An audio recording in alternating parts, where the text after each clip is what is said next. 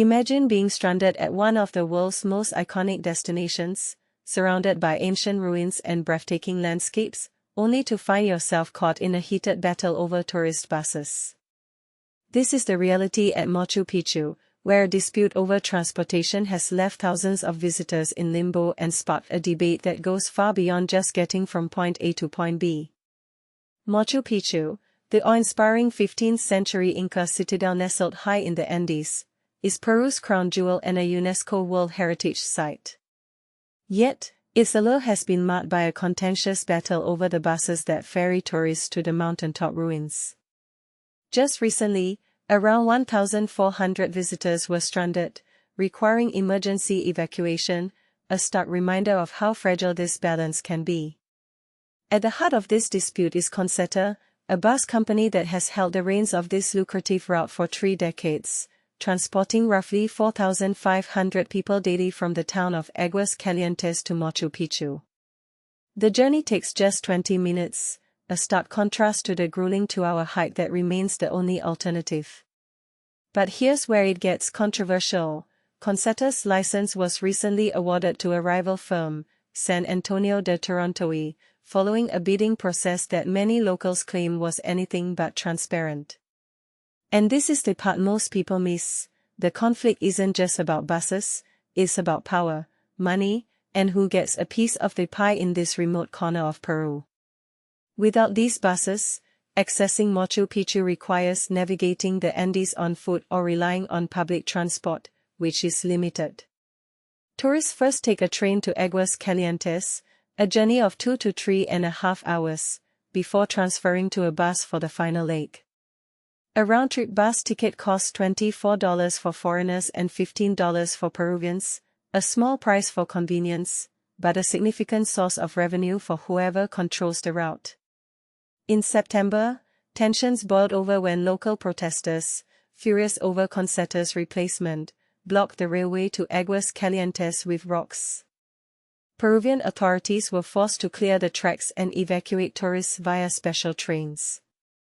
Behind the scenes, whispers suggest the protesters were upset not just about the bidding process, but also about Consettur's long-standing monopoly, a monopoly they argue was simply being handed to another company. Is this a fair transition, or just a reshuffling of power?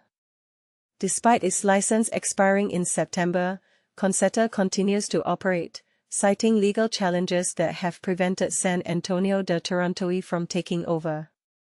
Cristian Alberto Corbiero Chacon, head of operations at Consettur, insists his company is not a monopoly.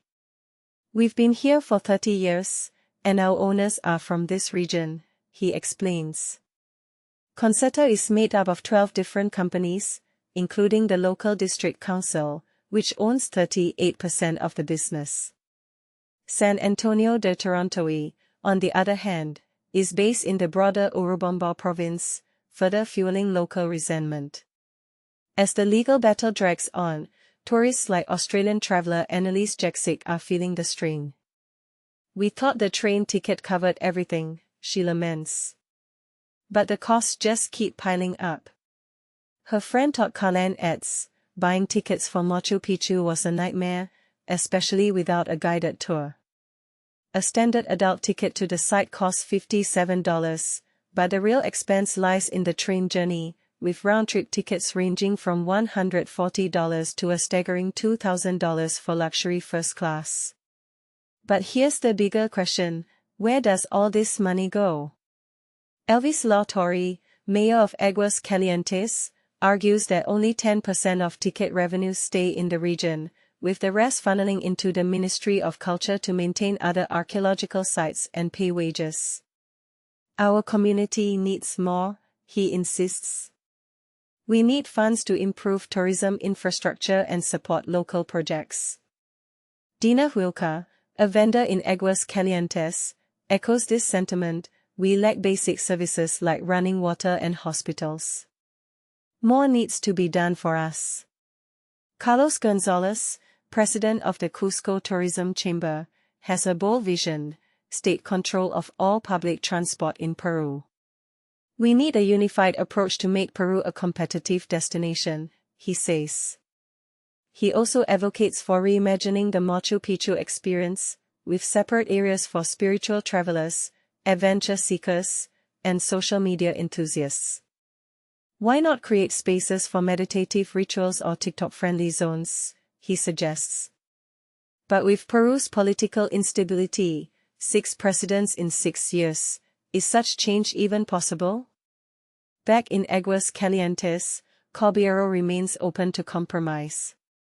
If San Antonio de Torontoy gets approval, we are willing to work with them, he says. We won't stand in their way.